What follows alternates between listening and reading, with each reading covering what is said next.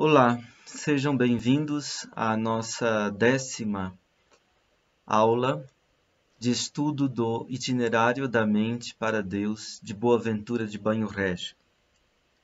Nós estamos estudando o prólogo e no parágrafo 4º desse prólogo nós lemos o seguinte: que não venha a crer que baste a leitura sem unção, a meditação sem a devoção, a indagação sem a admiração, a atenção profunda sem a alegria do coração, a atividade sem a piedade, a ciência sem a caridade, a inteligência sem a humildade, o estudo sem a graça divina, o espelho sem a luz sobrenatural da divina sabedoria. Lendo este texto e tentando interpretá-lo, nós constatamos que este texto antológico do itinerário testemunha a integração de intelecto e fé, de inteligência e contemplação, pensamento e fé. São modos diversos da gente dizer a mesma realidade. Uma vez que nós observamos isso, nós perguntamos como se constituiu essa integração na história do Ocidente. Essa pergunta pela gênese histórica da teologia escolástica e de sua mística especulativa. Então, nós começamos a fazer um processo de retorno a essa gênese da teologia medieval. Nós fomos buscar já nos padres da igreja grega e latina como começou esta integração. Nós falamos dos padres da igreja de língua grega, falamos também entre os padres latinos de Santo Agostinho e da sua colocação desta integração entre intelecto e fé. E agora vamos dar um passo a mais para um dos autores que foi decisivo para a constituição da teologia escolástica, que é Santo Anselmo. Anselmo de Aosta para os italianos, Anselmo de Cantuária para os ingleses. Bem, Anselmo, ele tem o famoso mote Fides quaerens intellectum, a fé buscando o intelecto. Antes de tudo, uma observação sobre o que significa intelecto. A palavra intellectus do latim, ela nos remete ao verbo intellegere. Intellegere. Leggere, essa palavra deu origem à nossa palavra portuguesa ler. Leggere significa ler. Mas o sentido de ler quer dizer recolher. Então, intelecto é a capacidade humana de recolher, de ler o sentido das coisas. Ou seja, intelecto, esse inte, alguns remetem a inter, né? Então, intelectus é a capacidade de entreler, de entrecolher, isto é, a capacidade de reunir o sentido e as significações das coisas na própria mente humana, né? Esta capacidade de ler o que está entre, isto é, aquilo que permeia a realidade, aquilo que está no entremeio da realidade, né? Ou, se quisermos, a capacidade de intuir, de penetrar a realidade em seus sentidos. Então, alguns explicam a palavra intellectus em vez de interlegere, a partir de intus legere, ou seja, a capacidade de colher, recolher, reunir os sentidos e as significações, penetrando, indo para dentro, intus, né? Indo para dentro da realidade. Então, isso é o que nós chamamos de intelectus, né? Intelectus é o modo de ser do homem. É o homem enquanto esse lugar de revelação do sentido do ser. É o homem enquanto esta abertura para o ser e sua inteligibilidade, para o ser e aquilo que o ser, a realidade, dá a compreender. Quando falamos ser, estamos pensando aqui na realidade de tudo aquilo que é, na realidade do real enquanto tal e no seu todo. Então, intelecto é isso. A filosofia é assumir com a máxima autonomia este exercício de transcendência do homem que é intelligere ou intellegere, ou seja, recolher, captar, articular em si mesmo o sentido de ser das coisas. Aquilo que a realidade do real nos dá a pensar, nos dá a compreender.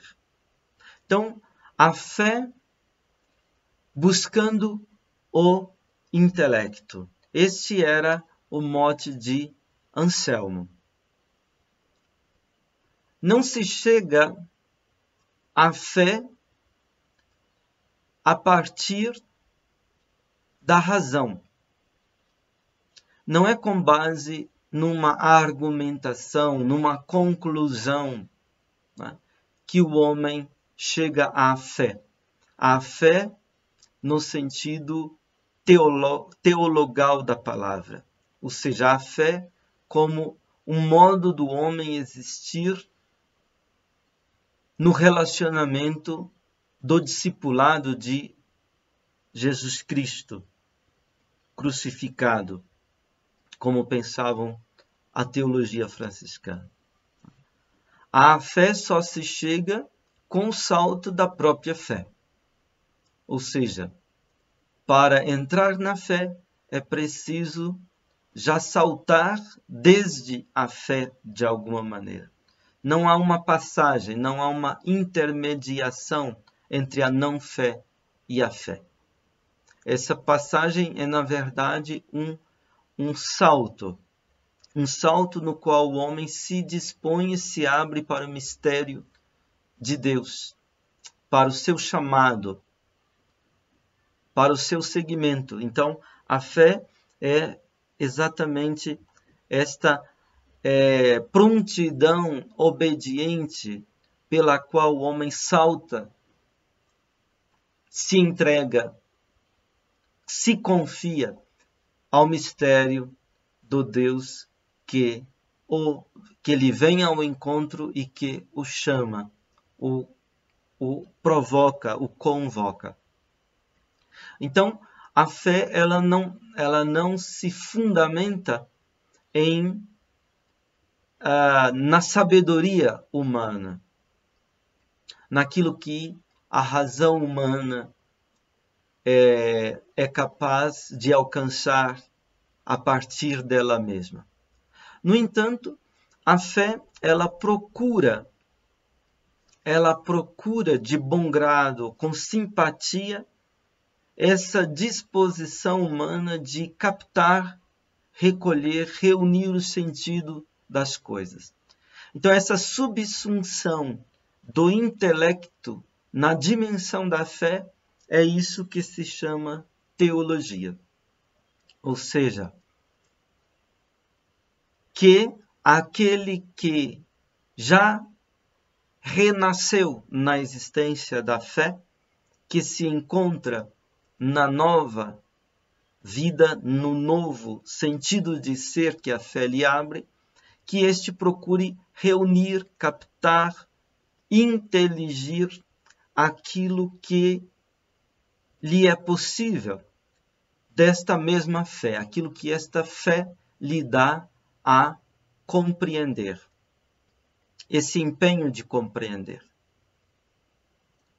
Como no Evangelho de Lucas se diz que Maria, a mãe de Jesus, ela procurava compreender, ela procurava reunir o sentido, as significações dos acontecimentos. Ela se via em face do mistério, mas ao mesmo tempo ela procurava entreler, recolher os sentidos e as significações daquilo que lhe acontecia. Maria era uma teóloga, Maria era uma contemplativa da fé, que procurava recolher aquilo que lhe era possível captar de sentido dos acontecimentos. É claro que esse sentido estava sempre entre a obscuridade do mistério. É claro que às vezes o que acontecia podia soar como algo sem sentido, como algo talvez até mesmo absurdo. Mas entre o sem sentido, entre a loucura do mistério da cruz, né? Da encarnação, e o sentido superior, né? Maria transitava entre esses dois extremos. Ou seja, ela se confrontava com a obscuridade do mistério, mas ao mesmo tempo ela captava os lampejos, as iluminações, as revelações que se deixavam captar, acenando para um sentido superior que transcendia a ela mesma, transcendia a sua própria humanidade. Então, esse é o exercício da contemplação, né? Esse exercício de caminhar na nuvem do não saber, na obscuridade do mistério e ao mesmo tempo captar os lampejos, os relâmpagos, né? Que esta obscuridade deixa aparecer desde ela mesma. Então, esse trabalho de recolher essas iluminações, esses lampejos, né? Essas iluminações repentinas, súbitas, que advêm da obscuridade do mistério, esse é o exercício da contemplação, é o exercício da especulação, na linguagem de São Boaventura. E Santo Anselmo é alguém que se dedicou muito neste sentido. Anselmo, ele falava de buscar as razões necessárias no âmbito da fé, no âmbito da fides. Né? A palavra fides ele distinguia entre fides qua e fides que. Fides qua é a fé pela qual se crê, e fides que é a fé no sentido daquilo que é crido na fé, o conteúdo da fé. Então poderíamos dizer fides qua é o ato da fé, o crer, e fidesque é o conteúdo da fé, aquilo que é crido na fé. Os mistérios, os arcanos da revelação cristã, no caso da teologia cristã. E Anselmo levou tão a sério esse empenho do intelecto que ele se propôs a discorrer sobre o mistério de Deus, tentando captar até onde ia a capacidade da razão humana sozinha, ela por ela mesma. Então, ele exercitou isso, né? O que ele chamava de sola ratione, né? Isto é, de construir um discurso de especulação, de contemplação do mistério de Deus, recorrendo à só razão, à sola ratione. Fruto disso são as duas obras mais importantes para a filosofia de Anselmo, que são o Monologium e o Proslógio. São dois exercícios pelo qual Anselmo procura, só com a razão,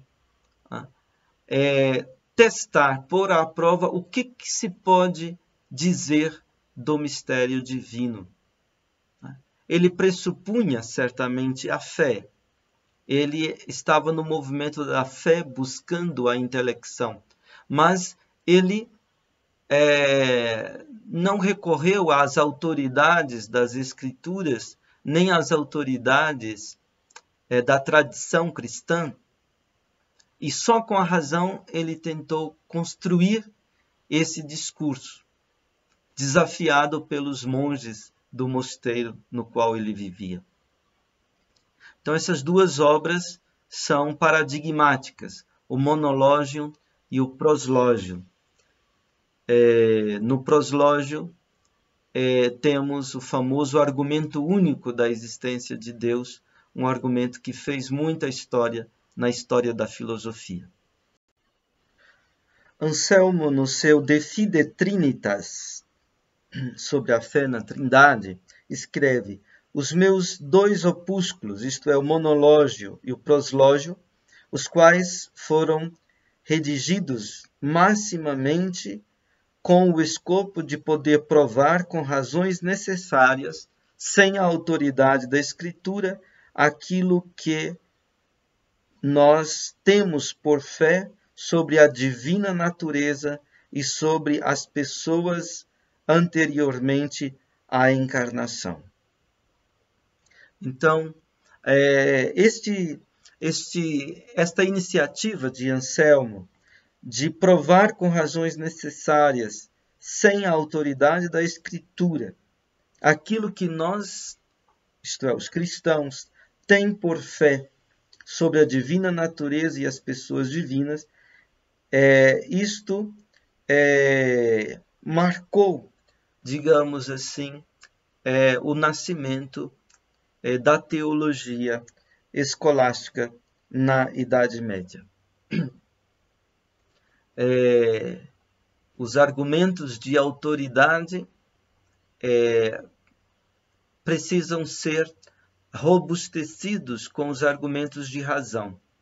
E a teologia escolástica foi tentando cada vez mais, por assim dizer, pôr à prova os limites e as possibilidades que a razão humana, ela por ela mesma, tem quando se trata de discorrer a respeito do mistério divino. Isto deu origem ao método escolástico. Depois, um autor importante para a teologia escolástica foi Hugo de São Vítor. A escola de São Vítor, Hugo e Ricardo de São Vítor, foi muito importante para a teologia medieval e também, sobretudo, para a escola franciscana de Paris. Alexandre de Sales, Boaventura. E Hugo de São Vítor, ele distinguia entre três ele dizia que foi dado ao homem originariamente 3 olhos. O olho da carne, pelo qual o homem era capaz de descobrir com os sentidos aquilo que estava no mundo ao redor dele. O olho da razão, pelo qual o homem podia descobrir aquilo que estava na sua própria mente, aquilo que estava nele, na sua própria alma, e o olho da contemplação, pelo qual o homem podia descobrir a presença de Deus, o brilho de Deus. Né? Isto foi dado originariamente ao homem, mas, no dizer de Hugo de São Vítor, o pecado extinguiu o olho da contemplação, enfraqueceu o olho da razão, e apenas o olho da carne é que permaneceu ativo. Né? Então, a graça, porém, ela vai poder restabelecer no homem o olho da razão e vai acordar, despertar no homem o olho da contemplação. Então, a filosofia, ela é o exercício desse olho da razão, e a teologia é o exercício desse ver do olho da contemplação. Um outro passo foi dado por Pedro Abelardo. Estamos falando de autores agora do século XII. Né? Pedro Abelardo foi um dialético, foi um grande lógico. E, como Anselmo, ele assumiu a dialética dentro da discussão teológica. Né? Dialética, entendido aí como a discussão que põe em jogo os prós e os contras. Aquela discussão que levanta a tese, mas que levanta também uma antítese e que procura superar as contradições através de uma síntese. Pedro Abelardo contribuiu em grande medida para fortalecimento da dialética no campo da teologia. Ele mesmo escreveu obras não só de lógica, mas também obras de teologia. Um discípulo de Pedro Abelardo foi Pedro Lombardo, aquele que reuniu as sentenças dos padres e dos doutores da igreja, né, que depois foram comentadas pelos teólogos do século XIII. Chegamos então ao século XIII. Os primeiros teólogos das universidades. Esses teólogos viveram um momento extraordinário graças à chegada dos escritos de Aristóteles no Ocidente Latino. Depois de uns 8 séculos, Aristóteles finalmente chega no Ocidente Latino. Não é? Enquanto isso, os escritos de Aristóteles eram conhecidos no mundo árabe e eram conhecidos também no cristianismo siríaco, no cristianismo bizantino. Né? Bem, esta chegada dos escritos de Aristóteles no final do século XII trouxe um grande desafio para os teólogos, porque era justamente um modelo de ciência. Falando em termos atuais, o paradigma de ciência de Aristóteles. Então, falando assim de uma maneira ampla, para Aristóteles, ciência era um conhecimento demonstrativo daquilo que é essencial, daquilo que é universal e necessário, né, de proposições universais e necessárias, um conhecimento demonstrativo, um conhecimento que parte de princípios que não se demonstram, princípios que, por exemplo, na geometria a gente chama de axiomas.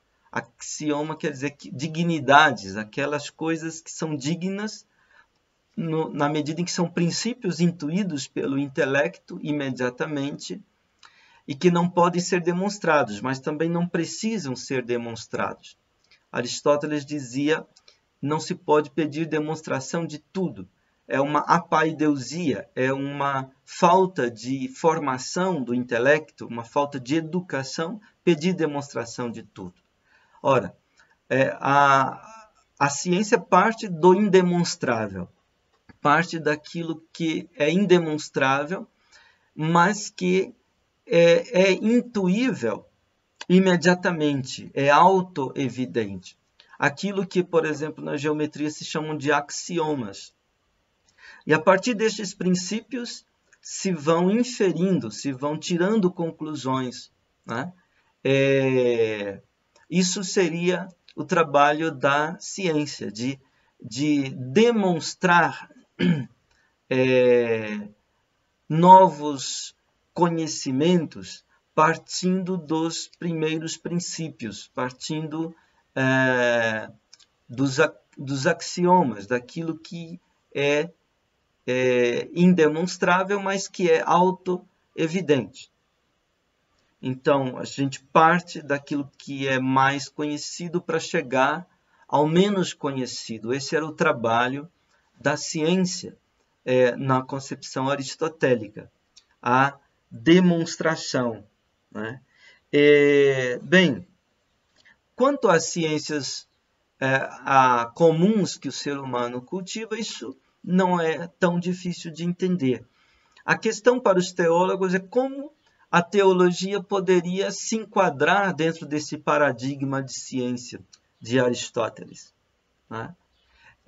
Então, um teólogo chamado Guilherme de Auxerre, que escreveu uma suma chamada Summa Aurea, né? A Suma de Ouro, ele disse o seguinte: a fé funciona para a teologia como os axiomas funcionam para a geometria. Ou seja, a fé ela oferece os princípios e o teólogo vai deduzir, vai inferir, né, novos conhecimentos a partir destes princípios. Bem, com base em que a Guilherme faz isso? Ele remete à definição de fé dada na carta aos Hebreus, no capítulo 11, versículo 1. Lá nós lemos em grego o seguinte: Estin de pistis eupisomenon hypostasis, pragmaton elencos ublepomenon.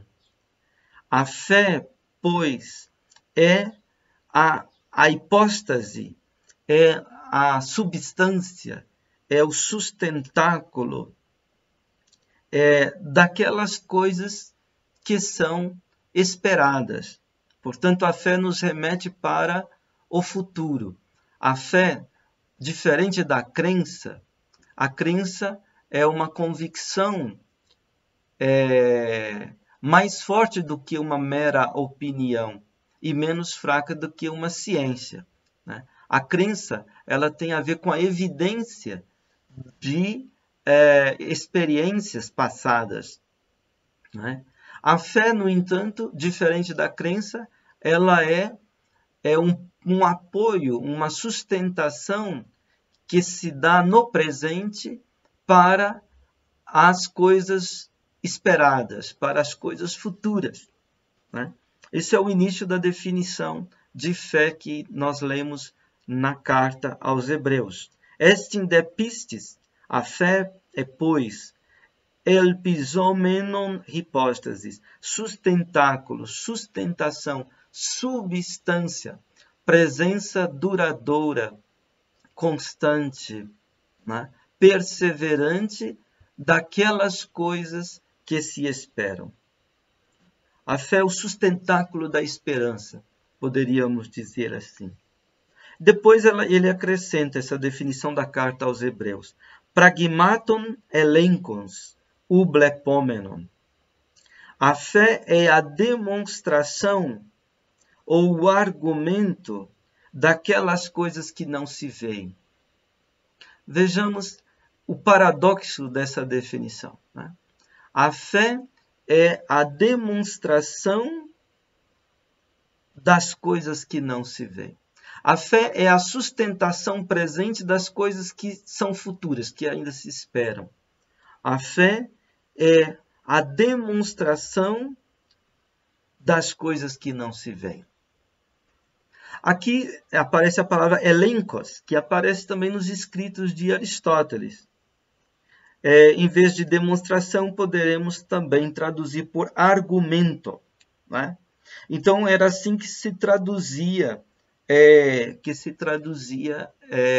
no século XIII, essa passagem da carta aos Hebreus. A fé é argumento daquelas coisas que não se veem. Então, partindo disso, Guilherme de Auxerre, na Suma Áurea, vai dizer: a teologia, assim como a geometria parte dos axiomas, assim a teologia parte dos argumentos que dizem respeito àquelas coisas que não vemos. Isto é, a revelação, ela parte da revelação, ou dos artigos da fé.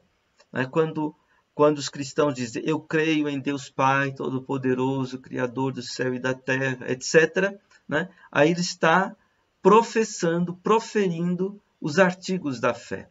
Aquelas articulações fundamentais da revelação à qual os cristãos aderem pela fé. Então isso, embora não seja autoevidente, como os princípios do intelecto, no entanto, esses são os sustentáculos, os fundamentos da teologia. A teologia depois vai aplicar essa capacidade da razão e do intelecto humano, de inferir, de tirar conclusões daquilo que se crê.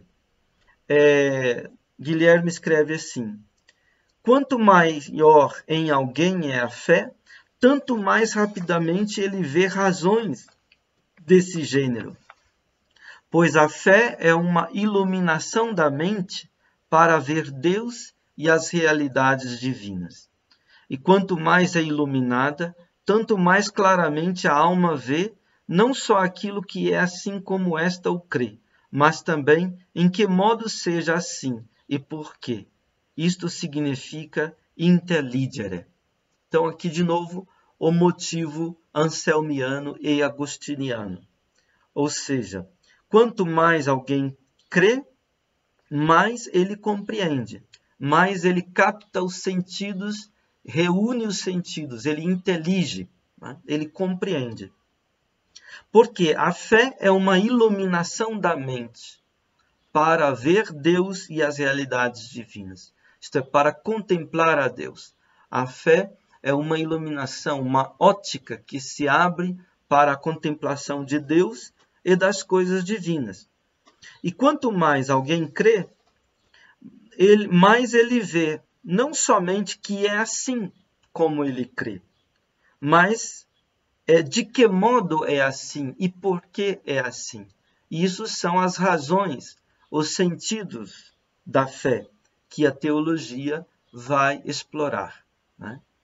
Então, essa contribuição de Guilherme de Auxerre na Suma Áurea. Algo semelhante nós vemos em Alexandre de Gales, que pertence a essa primeira geração de teólogos que receberam os escritos de Aristóteles no século XIII. Aliás, Alexandre de Gales é o primeiro a comentar e mencionar todos os escritos do Corpus Aristotelicum na sua obra teológica. É alguém que leu, estudou profundamente os escritos de Aristóteles e, em construindo a teologia, ele continuamente ele discute com as contribuições da filosofia aristotélica e assim como de Agostinho, de Anselmo, a tradição a qual a escola franciscana se filia. Alexandre de Sales diz o seguinte: a fé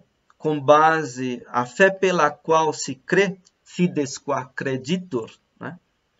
Fides qua, a fé pela qual se crê, é a luz das almas, lumen, né? A palavra em latim lumen diferencia-se um pouquinho da palavra lux. Lux quer dizer a fonte da luz, né? O sol é lux, o sol é fonte de luz, né? E lumen é a luz no sentido de claridade. Então, ele diz que a fé pela qual se crê é lume das almas, pela qual, quanto mais alguém é iluminado, tanto mais é perspicaz para encontrar as razões com que se demonstram aquelas coisas que se há de crer. Então, a fé é uma iluminação da mente que ajuda o homem a encontrar razões, né? A mente se torna perspicaz, ela se torna transparente para as razões com que se demonstram aquelas coisas que se há de crer. Então, a fé gera argumentos, na medida em que a fé é iluminação, faz aparecer razões. Né? Não se crê a partir de razões, mas a partir do crer se geram razões, aparecem razões para crer. Né? É o que ele diz. Depois, ele lembra uma passagem de Agostinho, no livro das 83 questões, onde Agostinho fala de três tipos de coisas credíveis, né? Coisas que se crê. Agostinho diz assim: os credíveis são de 3 gêneros. Uns são os que sempre são cridos e nunca inteligidos, assim como é em toda a história. Outros são os que são cridos logo após serem inteligidos, assim como são todas as razões humanas, ou concernentes aos números ou a quaisquer disciplinas. Outros são os que primeiro são cridos e depois inteligidos, tais quais aqueles que, concernindo as coisas divinas, não podem ser inteligidos, a não ser por aqueles que têm um coração puro, o qual se obtém por meio da observância dos preceitos que são aprendidos em vista do bem viver. Isso escreve Agostinho no livro das 83 questões. Aqui se refere à questão 48, que Agostinho coloca. Então, Agostinho diz que há 3 coisas que se creem. Uma coisa que se crê é aquilo que é somente crido e nunca inteligido. E o exemplo disso, Agostinho diz que vem da história. Né? Quando nós produzimos algum tipo de conhecimento sobre o passado, nós nos baseamos na documentação que o passado nos oferece, na credibilidade desta documentação. Claro, nós exercemos a crítica das fontes, exercemos a crítica da credibilidade dessas fontes e daquilo que elas nos comunicam. Mas como as coisas do passado, elas nos são acessíveis somente através do testemunho das fontes, dos documentos, dos monumentos, etc., então elas são apenas cridas e elas não são demonstradas racionalmente.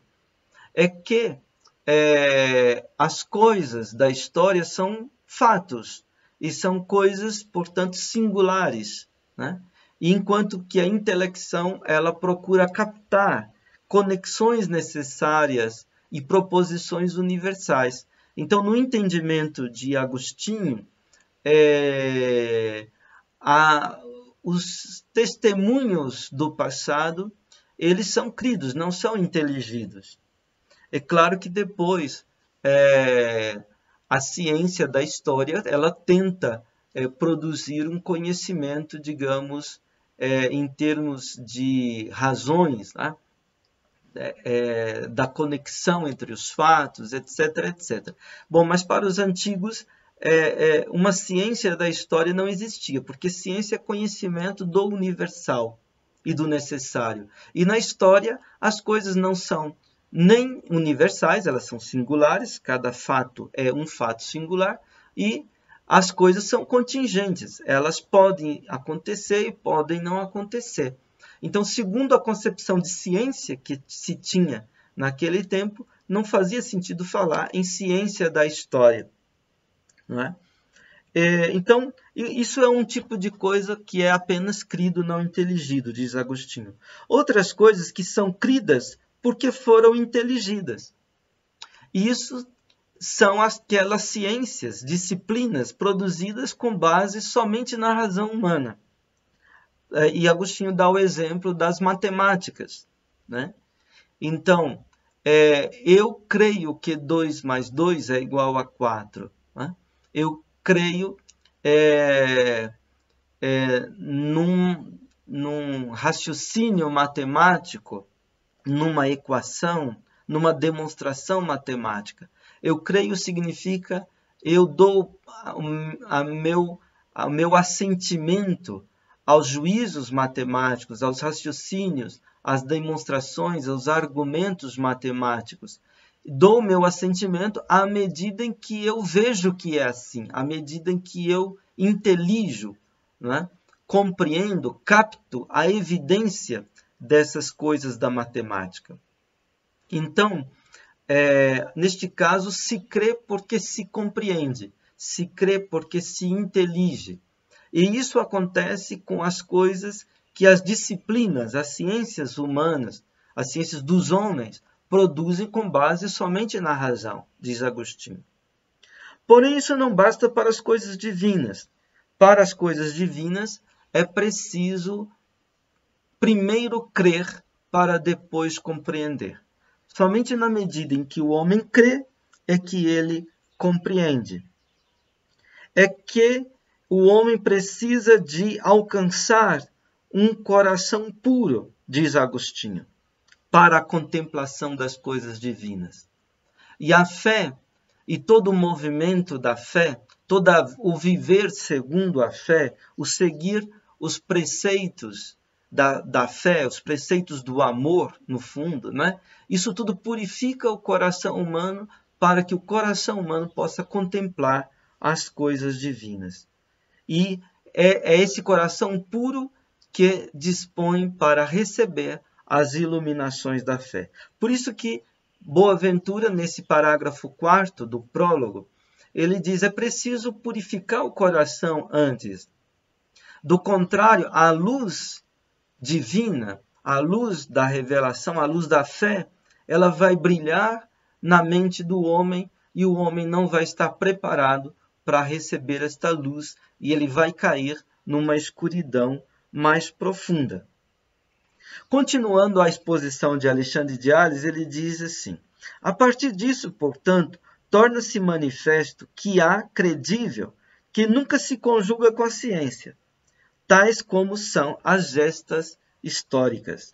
Outros, porém, se conjugam com a ciência, como a credibilidade das razões das disciplinas, ou seja, das ciências humanas, feitas pelos homens. Outros, na verdade, são os que dispõem para o intelecto e a ciência, como é nas coisas divinas. Daí, segundo outra maneira de escrever, diz Isaías, no capítulo 7, versículo 9, Nisi credideritis non intelligetis. Não entendereis, a não ser que creiais. Logo, não é incompatível para a doutrina da teologia ser concernente aos credíveis e, ao mesmo tempo, ser ciência. Bem, Alexandre de Sales aqui vai dizer que Então, a teologia pode ser de coisas que se creem, né? E, ao mesmo tempo, ser ciência, porque ela produz, a partir daquilo que se crê, uma intelecção, uma inteligência, um conhecimento da evidência, né? Daquilo que se deixa compreender no horizonte da fé. Além disso, Alexandre de Sales vai dizer que, mais do que ciência, a teologia é uma sapiência. E é uma questão que essa contemplação ela se torna experiência, se torna mais do que uma visão de Deus, porque a visão da fé é sempre, como diz Paulo, uma visão em espelho e em enigma, mais do que uma visão de Deus, é uma provação, uma degustação de Deus, isto é, um saborear Deus. Então, a fé será também uma sapiência. A teologia, mais do que uma ciência, será uma sapiência de Deus. E é nesta tradição que se encontra São Boaventura. Chegamos finalmente a São Boaventura, onde esse conceito de sapiência é muito importante. Nesse parágrafo 4, ele falou da sapiência divina, né? No seu comentário às sentenças de Pedro Lombardo, no comentário ao terceiro livro das sentenças, distinção 25, artigo único, questão 1, Boaventura ele expõe o conceito de sapiência. Ele diz assim: entendendo a sapiência à maneira comum, então a sapiência significa o conhecimento geral das coisas, segundo o que define Agostinho. Conhecimento das coisas divinas e humanas. E o filósofo na metafísica diz que o sapiente conhece tudo segundo o que convém. Num segundo significado, a sapiência é dita de um modo menos amplo e comum, e então significa não um conhecimento qualquer, mas um conhecimento sublime, isto é, o conhecimento das coisas eternas. Num terceiro sentido, a sapiência se diz em sentido próprio como conhecimento de Deus segundo a piedade. Num quarto modo, a sapiência se diz mais propriamente e assim significa o conhecimento intuitivo de Deus. E neste sentido, é um dos 7 dons do Espírito Santo, cujo ato consiste no gosto da suavidade divina. Então, aqui Boaventura oferece 4 sentidos da palavra sapiência, ou sabedoria. Num sentido, ele começa de um sentido mais amplo para seguir a um sentido menos amplo e mais estrito, mais próprio. Num sentido mais amplo, amplíssimo, sapiência significa o conhecimento geral das coisas, né? Ou seja, o conhecimento das coisas que se volta para o todo das coisas, né? Não um conhecimento de partes, não um conhecimento somatório das coisas particulares, mas o conhecimento das coisas no seu todo, né? E aí ele remete para Agostinho e para Aristóteles. Agostinho que definia a sabedoria ou a sapiência nesse sentido como conhecimento das coisas divinas e humanas. E Aristóteles que dizia que o sábio, Sofós, era aquele que tinha o conhecimento do todo, né, segundo aquilo que convinha. O conhecimento do todo, catolo, né, universal, este conhecimento não é uma somatória de conhecimento de partes ou de particularidades ou de cada coisa nela mesma, mas é, digamos assim, uma intelecção, uma compreensão do sentido de ser do ente no seu todo. Isso é o que se chama de metafísica. A sabedoria, a sofia, enquanto metafísica em Aristóteles. O segundo sentido de sabedoria ou sapiência é o conhecimento do que é sublime, daquilo que é mais elevado e que é mais difícil. E estas coisas são as coisas eternas, né? Em Aristóteles também a metafísica é um conhecimento deste tipo, né? O conhecimento dos entes mais elevados, né? Conhecimento dos entes eternos, dos entes que escapam à geração e à corrupção, daquilo que é não sensível, daquilo que é suprassensível. A metafísica, neste sentido, em Aristóteles, né? O que vai, em Aristóteles, ser chamado também de teologia, porque os entes eternos são chamados de deuses por Aristóteles, até chegarmos ao primeiro motor imóvel, né? Que é chamado de o Deus para Aristóteles, ou o divino para Aristóteles. Não é? Então, a sabedoria como conhecimento daquilo que é mais elevado no ser, aquilo que é ser com mais dignidade, não é?